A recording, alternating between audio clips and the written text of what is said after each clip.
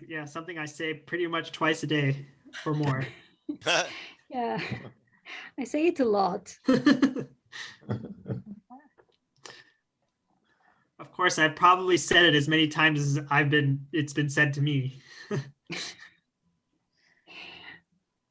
I think we should record it and put it as a button. Once you click the Yes. button, you're muted. Unmute yourself. It just appears on their screen in big letters. You're muted. Yeah. Which Zoom does do that sometimes. It tells you. Right. That's when your host says, unmute yourself. You get a little message on your screen. Oh, No, you're right, Stephen, because when we start to talk and the computer, it's a digital thing and it knows that someone is sending vibes through the speakers, and the computer would send you, the Zoom would send you something like, you're muted, unmute yourself. Oh yeah, it pops up on the screen. Yeah, it pops, yeah. Talking. Yeah. Even if you were singing. Or shouting at your child in my case. Yeah. Exactly. I like the mute button. So we usually try to start these things promptly. I know we haven't got a lot of people right now, but I'm about to go live on Facebook where other people will be watching. I've already hit record, so I'm recording this and I'll send you, I spoke to Stephen about sending you a copy tomorrow. yeah, thank you. Wow, thank you. So let me hit, so from now on, we're going to be live on Facebook. So let's hope it works smoothly. And let me share it. Okay, so just give me one Thanks. At my page, okay.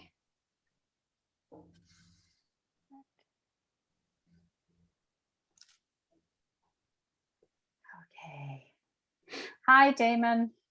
Hey.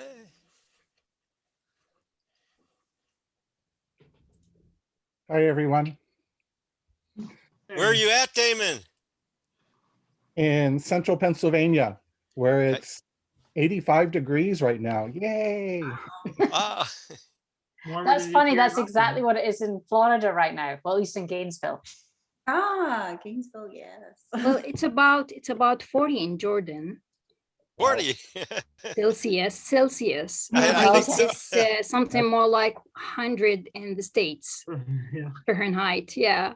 I see. So Well, are you going to go live on the Type or Tyke? We're live on our Facebook page. So that's Career Path, TESOL Career Path Development. I put the link on the Tyke page. Okay, good.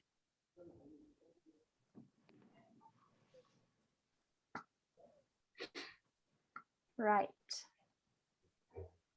Okay, so I'm handing over power here now to Linda. I'll just continue in the background, but Linda, it's all yours. Okay, thank you very much, Lynn. So welcome all to our next webinar, the TESOL CPD 2021 webinar. We're so happy that you're all here. We have a very special group today. I am Linda Chu. I work on the CPD leadership team, and I know most of you are used to seeing Dr. Liz England introducing our groups, but she unfortunately had a family emergency and could not attend today, but she wanted to let everyone know she is fine and she sends her best wishes. So this webinar we're very excited about, working effectively across career levels, a look into the Pan-Regional Teacher Exchange Program. And I would like to first introduce Dr. Heather Farmakas, who is the Chief Learning Officer at Texas International Education Consortium, better known as TIKE. And this is the first time also that we have had 5 presenters, so we're very excited.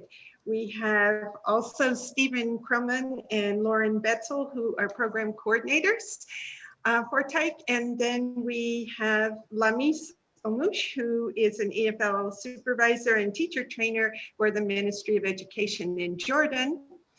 And Abdel Karim Mabshur, who is ELT inspector, also Ministry of Education, but in Morocco. So thank you all for joining us. We are so happy that you agreed to present your interesting information to our group. And with that, I would like to turn it over to Heather. Go ahead. Thank you so much for that lovely introduction. And thank you everybody for joining us today. We really appreciate it. We have a wonderful panel here, and we even have John Schmidt here, who was part of our group when this program began. We're really happy and pleasantly surprised to have you here. Thank you so much. So a little bit about our program. So the title of our presentation today is Working Effectively Across Career Levels, and it's a look into the Pan-Regional Teacher Exchange Program. So I just want to preface that this program has definitely evolved. It was going to be just initially this a 3-week exchange, and then we had a whole other cohort out of it, and then the pandemic happened, and then we had online, and this is just a continuing and on, and I think it's just going to keep evolving. And so we're really excited today to kind of share that and have our actual alumni and our participants here to kind of discuss their experience personally and how it has impacted their careers. So our agenda today is I'm going to give an overview of TIC. We say TIC, not TIEC. It's the Texas International Education Consortium. I'm going to give an overview of what the actual Pan-Regional Teacher Exchange Program is about, our 2019 cohort, our 2020, our online classes, and then open it up for discussion. So we'll begin with introducing some of our team. So our TIC team is me. I am the Chief Learning Officer here at the Texas International Education Consortium. I've been here for going on 3 years now.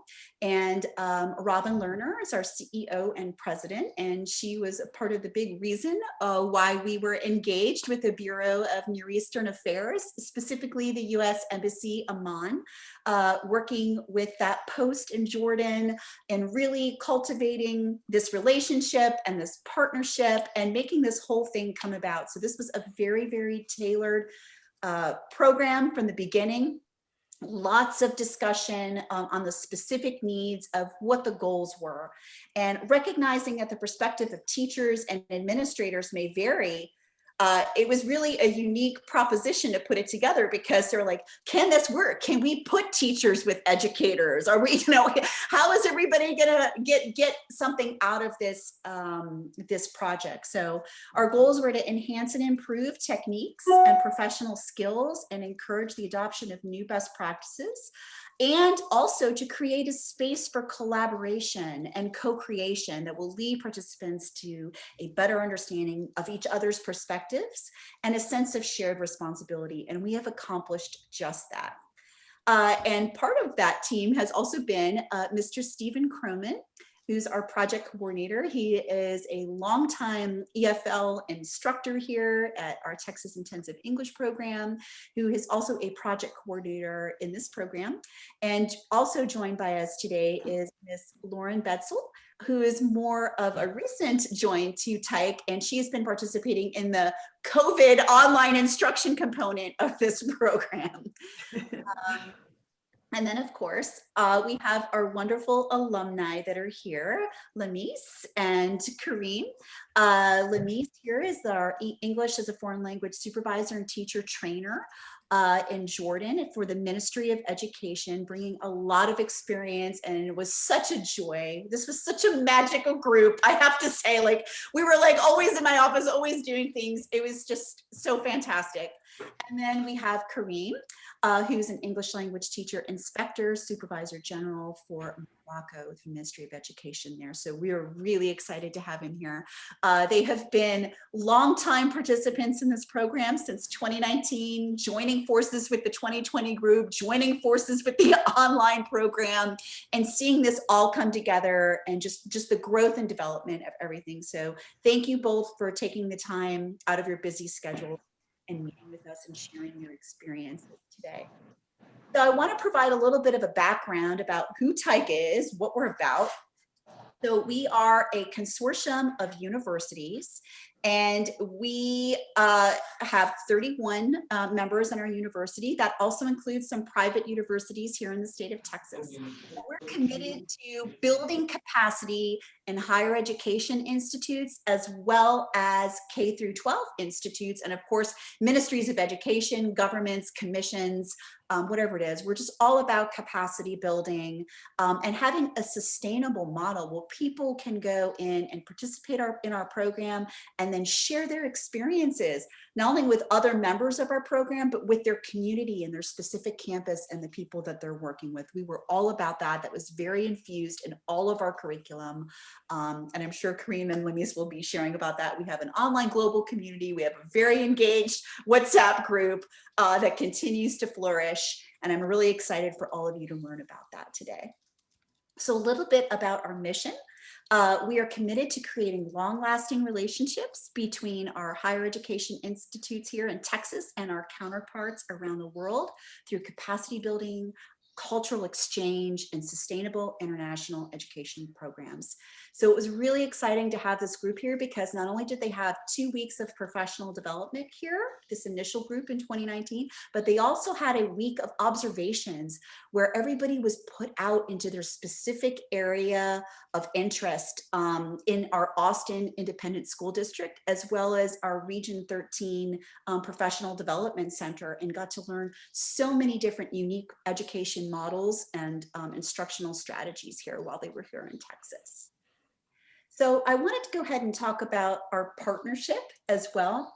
So this couldn't have happened without the sponsorship of the State Department and specifically the Bureau of Near Eastern Affairs, as I mentioned. We worked very closely with the U.S. Embassy Amman in putting this together.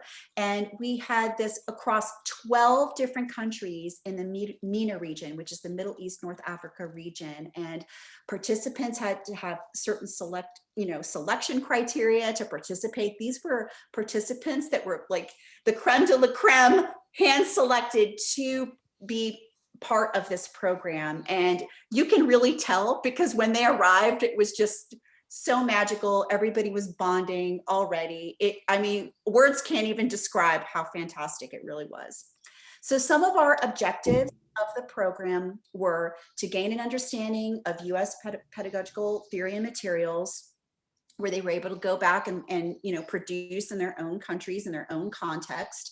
Understanding of these theories and materials when observing the classrooms here in Texas. They were also gaining a knowledge and skills on American English topics such as English, teaching English and educating using English as a medium of instruction in multilingual communities, as well as encouraging to collaborate on projects.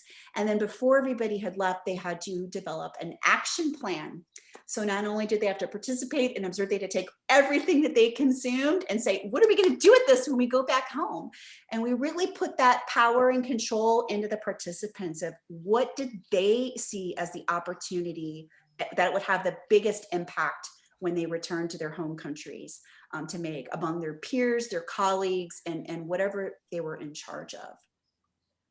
So now I'd like to move it over to Stephen, where we're talking about the 5 different stages of careers and pathways and how we kind of merged these administrators with these different leveled educators. And there were a lot of trainers and inspectors and how everything came together. So over to you, Stephen. Yeah, thank you, Heather. So yeah, one of the really cool things about this program is that it wasn't just a group of teachers that were all in the same place in their career levels, but we had all sorts of, like Heather mentioned, teachers, mid-career teachers. We had administrators that had been teachers. And so we had a large group. And so before we continue, I just kind of wanted to go over these different stages of career development. And so the first one, as we know, is pre-service teachers. And these, of course, we know are teachers that are working towards their degrees. They might still be in a program or taking a TESOL certificate program or along those lines. We have novice and beginners. These are maybe instructors in their first professional jobs. We have our mid-career or career switchers. They might occupy positions within an institution that provide instruction. They could be they could have a bunch of different kind of opportunities. They could be going from one place to another. We have our veteran teachers, those who have been in the field for a long time, have seen a lot of different things, provide a different unique perspective on what they may have seen in the changes in the field over time. And then we have finally our semi-retired teachers. These are those who might still be retaining a short-term or a part-time position after teaching for such a long time. And so I wanted to kind of bring this up again because we want to think about this as we talk about the program and the different people that were in it, and especially as we lead into our discussion at the end, where we'll kind of go back to this idea of working with people that are in different levels of their career, or different places. So going back a little bit to our program, our first cohort was our 2019 cohort. This is a group of about 44 participants, and as Heather mentioned, they came from 12 different countries, including Kuwait, Iraq, Morocco, Lebanon, Egypt, Jordan, Tunisia, Algeria, Bahrain, Libya, Oman, and the UAE. So it was a very large group, a very passionate group with a lot of different culture and ideas come together. And as you can see in the picture here, they got along really well, and we had a lot of really great opportunities together. Just to kind of go over some of the things that we talked about. You can see this is a sample schedule from the program, and we had all these instructors and administrators together, either taking courses in effective teaching or educating diverse populations. We had seminars on the public education system here in Austin or in the United States, technology, leadership. And so if you take a look at the schedule, you can see kind of exactly kind of what they experienced together as a large group.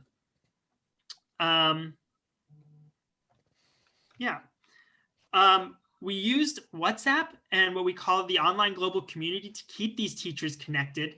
WhatsApp has been I would say a boon in really being able to stay with this cohort even after the program ended, provide additional information, opportunities to re-engage with them over and over again, as well as connect them with others in not only later in this program, but from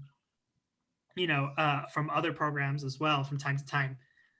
I'd like to add in on that too. So we started this off like, how can we get everybody connected before they get here? And we had an orientation. We created these groups on WhatsApp. And I have to say that this has been such a huge piece of what we've done. And I know Lamise and Cream are going to talk about it when they get their opportunity, but I mean, this has gone on since 2019. We've added in this 2020 cohort. So this has been a space on WhatsApp where they have been able to share what they've been doing firsthand, share pictures of their classrooms, share pictures of their training, sharing resources, like just keeping connected. I mean, this has been like a nonstop thing, this WhatsApp group, this alumni group. And we merged it with our other group. It has just continued to grow and develop. It's been really an integral part of the professional learning that continues to happen and will continue to happen. Like when this program ends, it's not going to end with the program. This group is still going to carry on. So I'm really excited to have this as part of something that we've started from the very get-go and not something that was an afterthought. So I really want to highlight that in the presentation today. Yeah, and yeah, like Heather said, it's just been, we expect it to keep the group together even after the program has long ended, and hopefully provide that kind of community going forward. So once the 2019 program ended, we actually ended up having a lot of room left in our budget, and we decided to bring in another group. And so in March of 2020, we brought in another 11 participants. And if you're thinking a little bit, oh, March of 2020, what was going on then? You might be thinking, oh, how did this go? And if that's how you're thinking, then you guessed right. So we had 11 participants from Tunisia, Jordan, and Lebanon. And one of the things we were excited to do is bring them to South by Southwest EDU, which is, if you've heard about it, is a huge like expo on education and technology. And on their flights here, they canceled South by Southwest due to the coronavirus pandemic. And things just kind of dominoed from there. And we ended up actually having to send them home early to make sure that they were able to get home as flights were being canceled. I don't know if I will talk about that. So we were really excited to have like a little bit of leftover funding, because due to the first one, we had like a little bit left over because some people, not everybody got approved for a visa, not everybody could come, et cetera, et cetera. So we were like, we don't want to waste this opportunity. Let's do this again. And so we were really happy to do have this other group, and they were only going to be here for 2 weeks, not 3 weeks. So we had to be shortened because we didn't have the full amount of money remaining. So they were going to do the South by Southwest EDU, which is a global, international, education, very innovative thing. And then they were going to do like a week in classrooms. Well, we were just blown away because Wednesday, they're like, oh, there was a big on the front page of the Texas Statesman, South by Southwest is going to continue on. And then while they were in flight, it was canceled. And then they were here just like the first day, that big picture there, we just had breakfast at the Carillon, and like the fire drill went off. We all had to evacuate. So we're standing outside in an evacuation right there. And then like, we started like, okay, well, we have curriculum. We can do this. We didn't need South by Southwest. We can do this. We had a perfectly wonderful initial program. We can do this again. It's not a big deal. So we were prepared to carry on. But when they started closing borders, I had to make a quick judgment call, and I had to call DC. I had to call the Post. I'm like, we've got to get these people out of here now.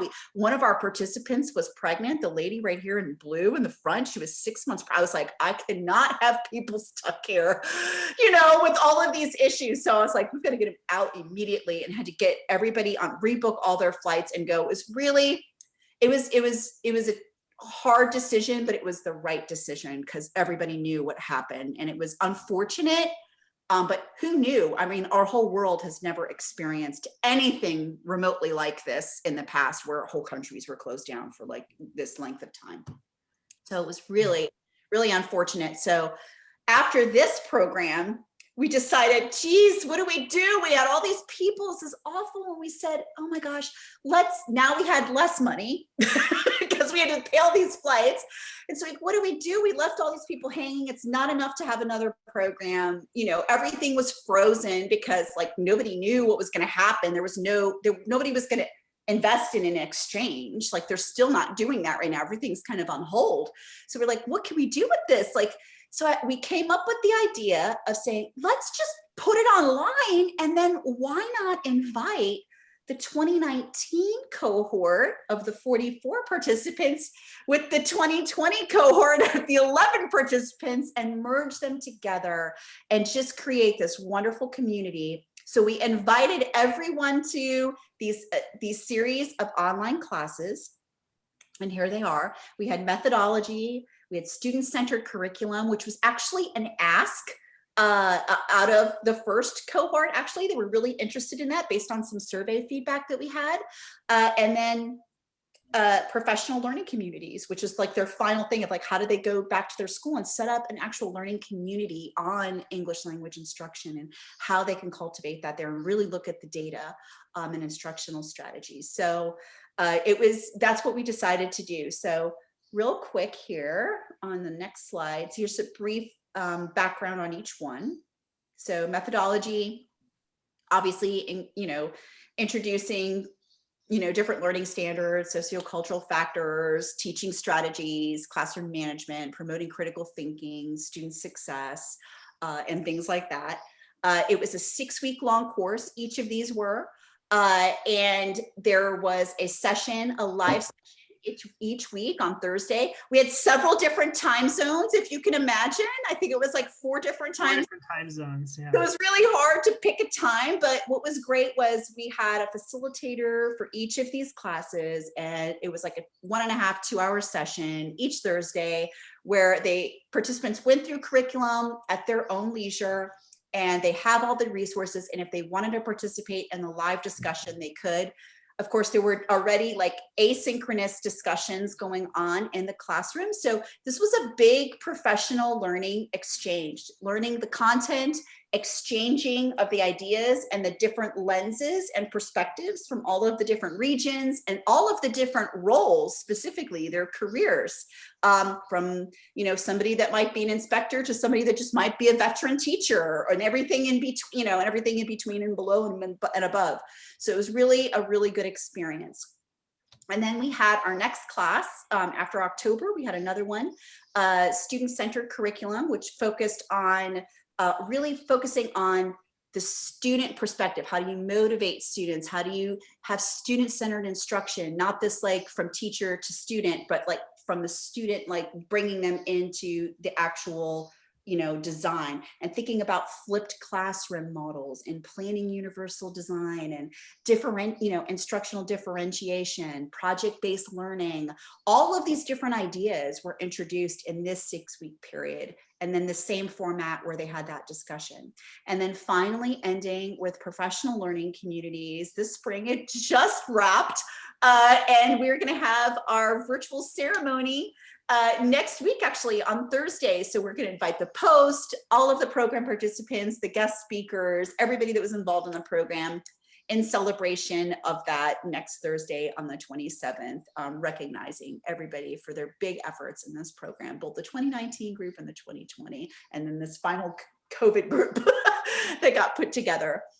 So it was a big, big thing. And then this professional learning communities was focusing on developing a culture of change and improvement force that'll impact student learning and in their specific area. So that was something really near and dear to us. So I'm really excited about that.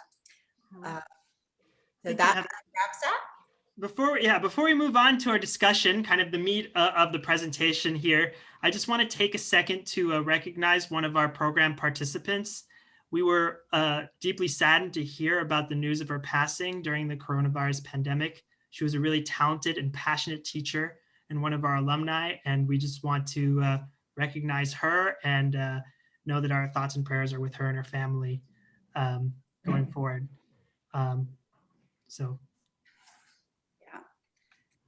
All right. Moving on to our discussion. Lauren, do you want to take over from here? Absolutely. So we thought before we opened the floor for everyone who's attending this morning, and thank you all so very much for being here. We're really excited to be able to share with you. But part of the reason that we're so excited about that is that we're going to be able to let you hear from 2 of our alumni of some of these programs. And I didn't actually join TIC until after the in-person sessions were together. So unlike Stephen and Heather, I haven't been able to meet anyone in person, but I've been so impressed by the degree to which the online global community and the WhatsApp groups have really sparked conversation amongst the prior participants and while they were still participating in these programs.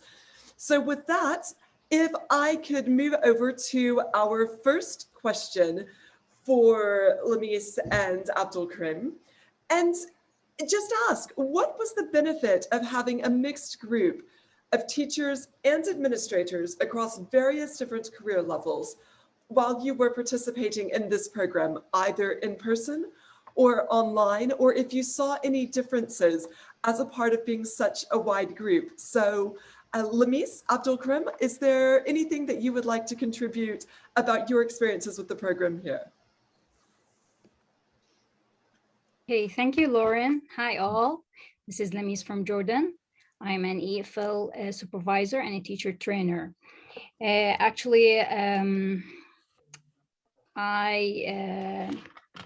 think that I'm honored to be part of this pan-regional teacher exchange. And, you know, well, regarding this question, I've noted at our arrival in Austin that we have a mixed group of teachers and administrators, supervisors, inspectors, and I didn't actually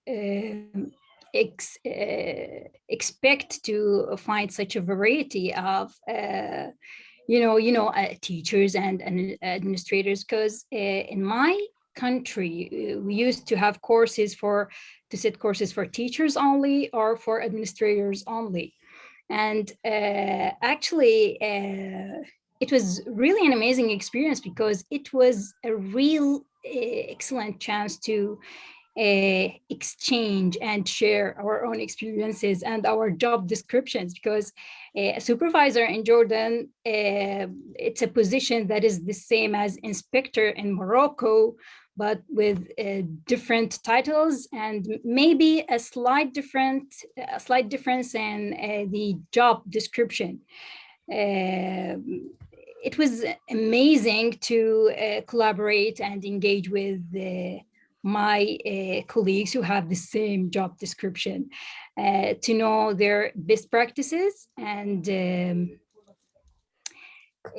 share my best practices also.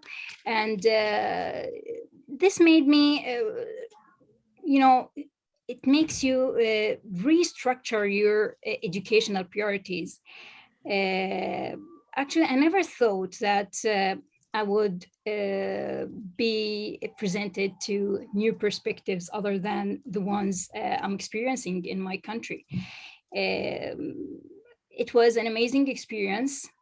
Well, sharing is caring, and I would leave something for Karim, because if I want to speak more and more, I won't stop. Thank you, Lamis. Very generous of you. Good afternoon. Here we are. It's still afternoon here. So good afternoon, everyone. I'm really excited to be invited to join this discussion. In fact, I keep telling people, before being asked this question, I always keep telling people that my experience in Austin was really very, very special indeed. And if you asked me before I joined the TIG in 2018, to set groups of people, I would never have thought of mixing administrators and teachers, or administrators and supervisors, because in Morocco here, the job of the administrator is a bit different. It has to do with administrative stuff. It has to do with administrative work, managing the school, not at pedagogical level. He or she will perhaps never ever, except in some primary schools, they would never intervene with the teacher practice. If there is a problem, a complaint from students or parents, then they would ask the supervisor to come in and see what it's about and what could be done about it. But when I worked there in Austin, I discovered new perspective. That is, everyone, regardless of their career levels, had something to contribute. And there was no odd one out, in fact. That is, for example, I'm not supposed, I used to think that I'm not supposed to coordinate with an administrator. That's what I found out, especially when we got to the PLC in the action plan. Then I had to introduce the administration to my plan, to my action plan. So the benefits of the experience is that we have had the opportunity to see different perspectives. And when I say different perspective, that means automatically deeper awareness, deeper knowledge of what education is about. Because you see the other one's perspective, your perspective, a third perspective, and maybe a fourth perspective, etc. And that's widen your view of education.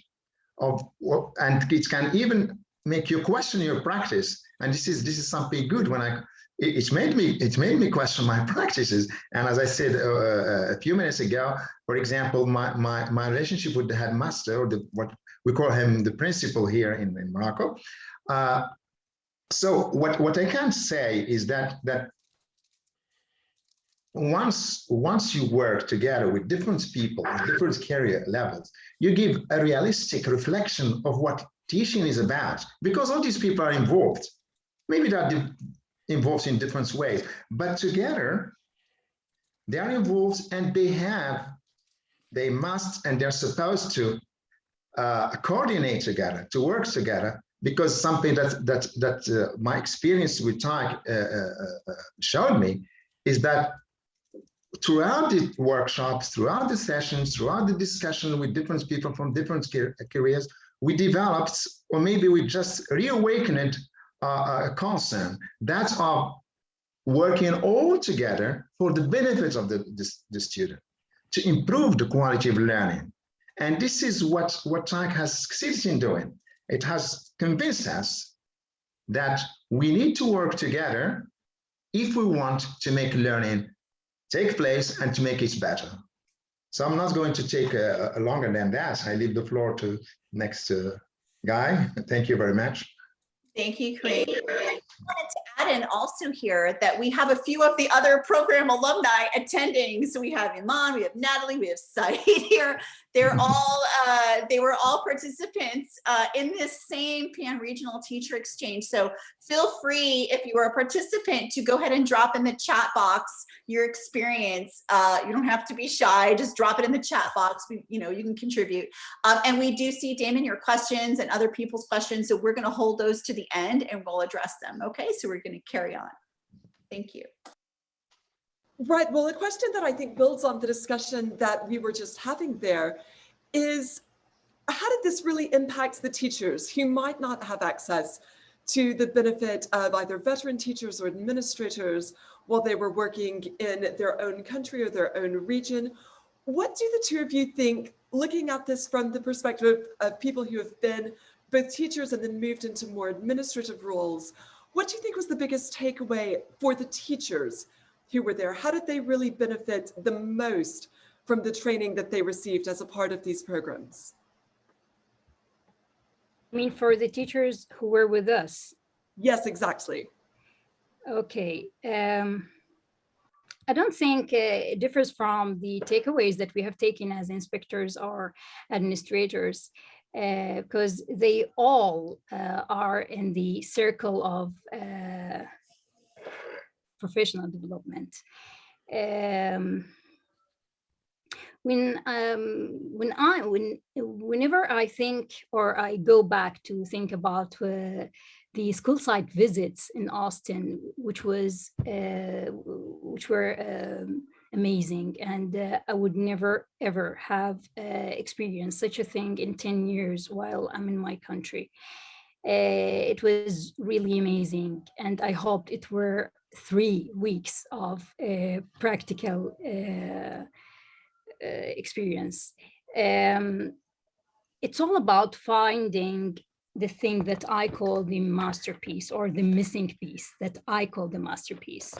When you find that piece, you have to step outside the perspective that you know and take a look, then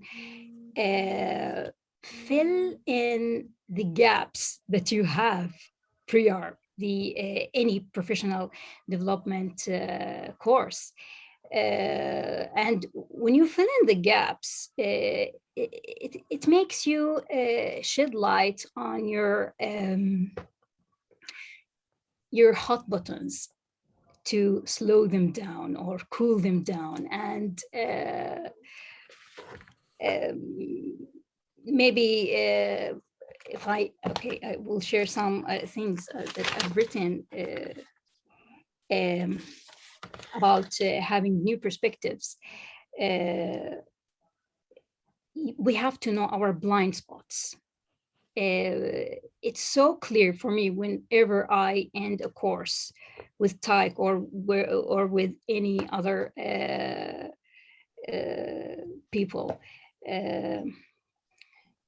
I never thought about the blind spots that I have unless I face them, or unless someone tells me that there's a gap here and you have to adjust. I'm now a more deep listener than ever, and I sympathize with the teachers. And at the level of teachers, I'm sure that they do sympathize with their students, and they, you know, I'm sure that all of this made us question ourselves about the similarities and the differences between all the systems that we have from different countries. And it made me question the system that we have in Jordan. Is it a system or just a heap? Well, looking at the infrastructure on each level, on every country, it differs from mine, and it differs from my own district, because we were talking before the beginning of this webinar about the place that I work in. It's a rural community where I have a lot of challenges, and I have some problems with the infrastructure itself. I'm trying to convince myself that everything will be okay, and there has to be a system that follows up with every professional development for, you know, the adult learners that I'm dealing with, so that they would build upon. And, you know, the action plan thing, it helped a lot to see things differently and to know other perspectives than the ones that I used to have. It was difficult for me to be convinced with the inspector's role in Morocco until Karim told me about what they do when they go to schools. Well, there were differences and there were similarities. I took the best practices that they do in their system and I applied them in my own system. And you know, when you reflect on the things that you do and you make another action plan, I'm sure that things are going, you know, it's a circle. We are ever learners, and we don't reach to a certain point in knowing everything about education, or knowing everything about methodology, or knowing everything about student-centered thing. I think that we are still learning, even though we are, you know, in different levels. We have novice teachers, we have mid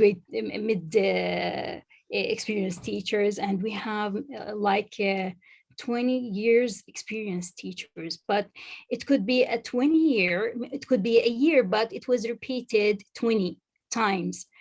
And I will leave something for Karim. I think that he has something in mind. Go on, Karim. Okay. Next time I will talk before Lamis, because she leaves me virtually nothing to talk about. but thank you. That was really very, very interesting. We seem to speak the same language because of the context in which we labor. If I have to talk about one takeaway, to reduce the takeaways to one, which is not the case, by the way. There were a lot of takeaways, and we had to have more hands to take away those. But the best thing, I think, is that there was something that was constantly reinforced. I don't know if it was done with some awareness, with an idea behind it, but or a principle, but that was the conviction. We're reinforcing the conviction that teaching is not about knowing only. Teaching is about dealing with people from different levels, all the people who are concerned with education. Teachers, supervisors, administrators, teachers, parents. This is something that I felt in. And one thing, more than that, I felt that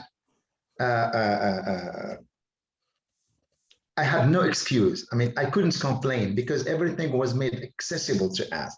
I mean, the moderators of the workshop and all the people indeed who were in charge of the training, as if they knew they were receiving audience, not special. This is not special to this audience, but they were receiving audience which will have things to complain about, will have things to worries to voice. So it's whenever there was something to complain about, or challenges to raise, there were people there asking, intervening, explaining, and asking us to talk it together. So we forgot our career levels. We concentrated more on our human relationships, and with regard to what we are doing, that is, we are teaching. This is something that I will never forget. The humane side of the training was reinforced. It was promoted, so that's when I see now Lenis, I don't see only a supervisor. There's something more than that.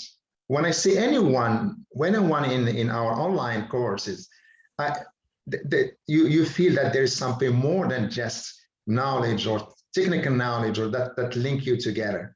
There's something above it that transcends maybe even the very act of teaching. You feel the worry, you feel the concern, you feel the happiness, the joy of achievement, etc. So this is what I valued most in this training, beside other things, of course. But this is, if I have to say what is the best takeaway or the big takeaway, I would say this reinforcement of human relationships geared towards the improvement of teaching. Thank you.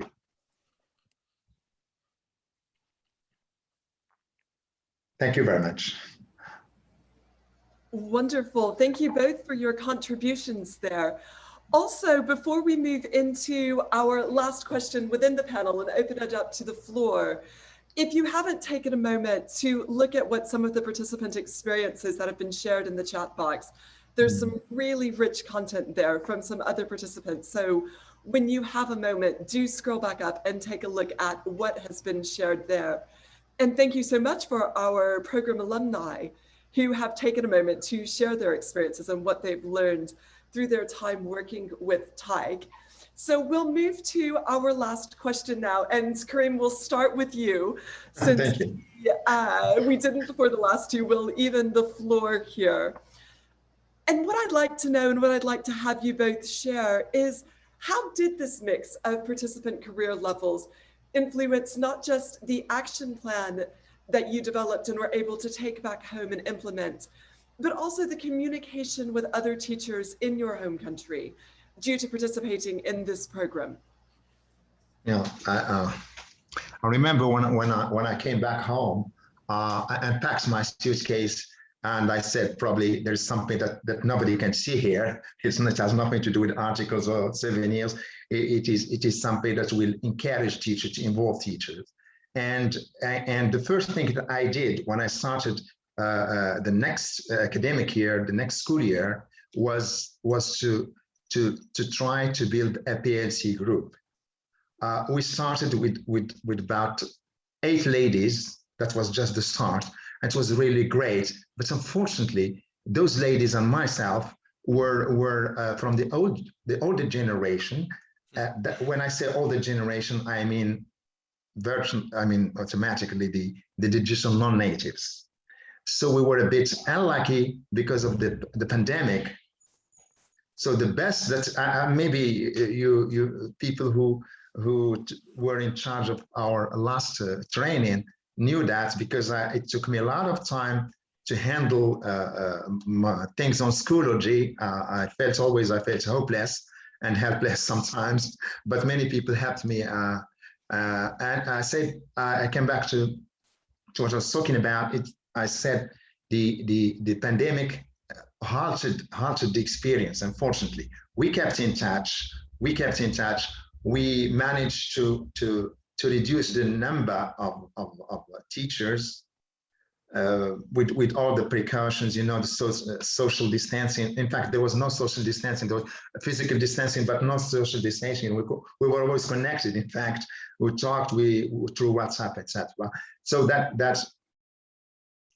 thing, I was really surprised when I first presented the idea of a PLC. And if you remember, we ended all the training in 1980 with an action plan. So everything was almost ready there. So I just showed that to the teachers. I shared that with them, and they were very, very, very motivated, in fact. And we had plenty, a variety of problems to choose from, to focus on, to include in our action plan. And maybe the first part of the question, how to communicate that. I mean, I think the action plan itself is fair.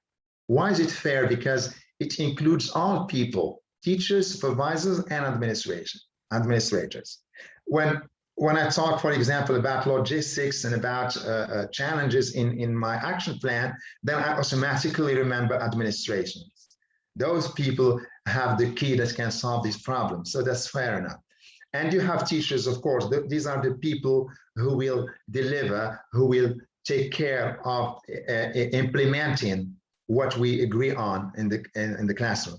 By the way, we have tried to do something about evaluation in our PLC group, because I myself, I'm concerned with that. Right now, the time being, I'm not in Casablanca where I'm based. I'm in Rabat, and I'm talking to you from the National Center of Exams. I take care of the 12th grade or baccalaureate exams. Now we are working on the adapted exams for people with disability and for people who came back from countries where there is tension, where there is conflict. Moroccan people who came back, and mostly they come from countries who speak English. So we are adapting the French exam to fit them. I said we worked on evaluation. What we very much wanted to introduce the portfolio as an example of formative assessment. And the portfolio, the way we conceive that, and this is just to show you that all parts were included. I would gather the teachers in a meeting, talk about it, what will include, how will the portfolio be presented to students, how will they be trained to make portfolios, etc. And the portfolio will be controlled, checked, by the administration. Someone from the administration, we call him the proviseur, that is the person who is charging on the process of covering a program in a specific grade. So that person would look at the evaluation, whether the student is progressing in the teacher will check the content, and I will deal with any concern. I mean, from all the teachers would voice their concern to me, and we work on that. As I said, unfortunately, the pandemic, we stopped, and we had the priority for the ministry and for the people, and I understand that, was to finish the program, cover the program, because there is an exam that will take place, and we have to prepare the students. But I repeat that all the teachers welcomed the idea. I didn't have to paint it in pink or to market that. It was a very spontaneous reaction and adoption of the thing. The administrator, there was unfortunately only one, because we tried to focus that in one particular school. But he very much liked the idea. I promise myself, and I promise people here, that next year I hope that COVID will be will take mercy of us. Will leave us some time to work together. So I will come back to that. I will revisit that, and I will try to enforce it. Sure. Thank you.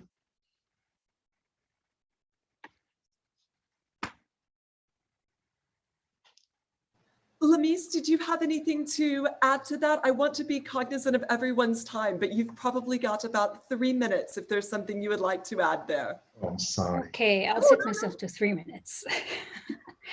Okay. I'm sorry. Well, when I went back to Jordan, honestly, I got frustrated because the supervisor that I was shadowing, she had approximately 20 teachers to follow up with. And up to my frustration, I actually had 100. So males and females. And as I told you, I work in a rural community where it is hard to accept the things that I'm telling male teachers. So I started to focus on finding a solution other than focusing on the problem itself. Wow, 100 teachers, and she got 20 teachers. How lucky she is. Well, I found a solution that I can divide the teachers according to the levels that they are teaching. So I divided the teachers who teach, first, second, third graders in a group, and those fourth graders until 10th graders in a group, and secondary students in another group, the teachers of the students. And I started, and up to my surprise, the number was something like 35, 32 or 30, I guess. Yeah. It was good for me to start with. We started to have a PLC with, a different level of targeting some objectives, because the first graders teachers have something in mind, something different than other teachers. So that made me think about three things.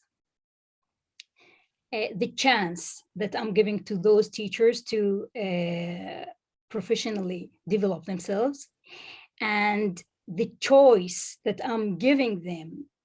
Because I always emphasize on the idea that teachers must be convinced with the thing that they are following up with. And finally, the expectation of the change that they may experience at the end of any PLC target or objective targeting. I'm not saying that everything is perfect with me now, but I'm on the right track. I think that I'm on the right track now. I'm progressing well. I managed to get male teachers and female teachers in the same group. Yay! And this is a phenomena in the place that I'm working, because when I used to train them face to face, you can find the teachers at the right corner, the male teachers at the right corner of the hall, and the female teachers at the other corner of the same hall. And they don't want to look at each other. They don't want, the culture of that district differs from the city that I belong to. It's not easy for a female teacher to present herself in front of male teachers. They have traditions and I have to respect, but at the same time, I'm a change maker, I'm a leader of change, and I have to make things go smoother. And I want to convince them about the idea that they are professionally developing, and I want the best for them, actually. I hope that I've answered most of the questions that were mentioned. I hope that, I don't want this thing to end, actually, Heather. You have to do something about this. I don't want it to end.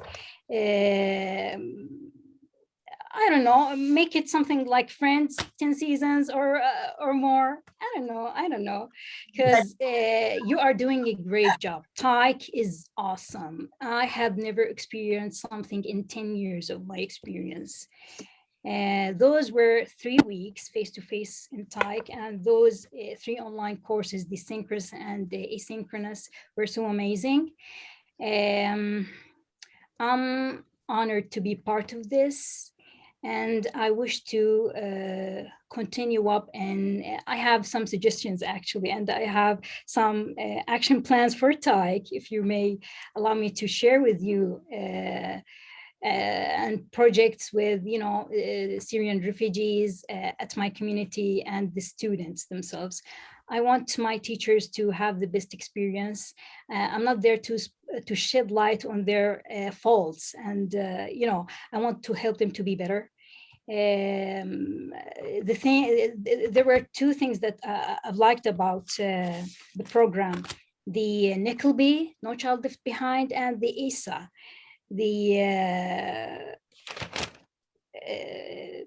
that every student succeeds at something. And that's all. Hope I answered. I think that's perfect. I think it really is about being a change maker. And I'm so pleased that you said that, Lamise. And I know Damon's picked that up in the chat as well. Knowing what you want that change to be and inspiring others to come along with you as you make it. I think that's such a key part of what these professional development sessions have been about. Before we go, because we do want to be respectful of everyone's time, there are our contact information and emails. If you do have any questions, please feel free to let us know what those are. If there's anything that we can help you with, or anything that you would like to know about any of the professional development programs or other programming that TIKE has done in the past, or that you would like to talk about developing, we'd be very happy to hear from you. And if we move on to the next slide, we would like, as a thank you to all of us who are here this morning, to provide an introduction to a curriculum design class for you. This is free. Dr. Heather has dropped the link for that into the chat. All you need to do is click through that link, create a free account on our Moodle site, and then hop straight into the class and start learning and seeing what resources we're making available at the moment for curriculum design. So Heather, would you like to talk a little bit more about that class?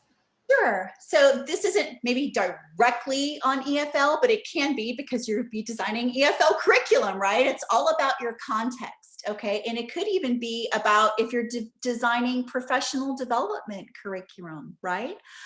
So this is really to ensure that your students or your participants, whether it's an adult learner or a child, is obtaining the highest quality education or learning possible. So we have developed a curriculum design class, and we are wanting to share a little sampling of it, our first module of it, with you. And we invite you to please feel free to join up, sign in, and check it out. There's a lot of different resources there on course blueprinting, really looking at how to align your assessments and your activities to what your course goal is, right? And what your learner outcomes are going to ultimately be. So we definitely invite you to that. And if you like it, we have other opportunities available as well on our website. So thank you so much, everybody, for your time today. This is such a rich discussion. I think we could talk for another hour about it. And I addressed the questions there. I dropped in my email. It's also heather@tike.org. So feel free to message me directly if you have any other follow-up questions. I'm happy to answer it. And I want to thank everybody and our panelists and our participants today for their time. And thank you, TESOL Career Path Development, for inviting us to speak on this wonderful pan-regional teacher exchange program. So it's not the end, it's just the beginning. So thank you, everybody. Thank you so much, Heather, and your entire team, Stephen and Lauren, Lamise and Abdul Karim. We really appreciate your time and all of the wonderful information that you have shared. And it was so rich in ideas for teachers and administrators and people at all levels of their careers. I also would like to thank Lynn Clark for being our tech person. She is part of our CPD team. Thanks, Lynn, for keeping us all together on Zoom. And once again, if anyone would like to stay on for maybe 5 or 10 minutes, if you have the time, you're most welcome to do that. We usually keep it open for a few minutes, hopefully to answer a couple of questions. I know there was a lot of rich discussion in our chat box this time, and that was great, so we can go back and review that. But if you do have a few minutes and would like to stay, that's fine. And also, I'd like to tell everyone our next webinar, which I hope you will all attend, the next TESOL CPD 2021 webinar will be coming up this Sunday. And it is Sunday, May 23rd. It's 9 p.m. Eastern time. And it's with Tusha Rani Rajendra, who is from Kuala Lumpur, Malaysia. And I will be putting up an announcement on our Facebook page and also on our TESOL CPD page for all of you to take a look. It's on A Picture Paints 1,000 Words, and I think it sounds like another fantastic webinar. So please join us if you can.